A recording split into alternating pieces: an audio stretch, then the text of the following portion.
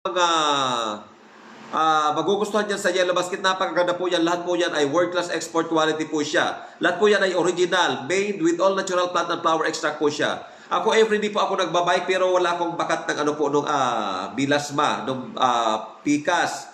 Araw-araw po ako nagbabike, minsan inabutan po ako ng init dahil minsan nagbabike ako alas 2, andun pa yung tapang ng init.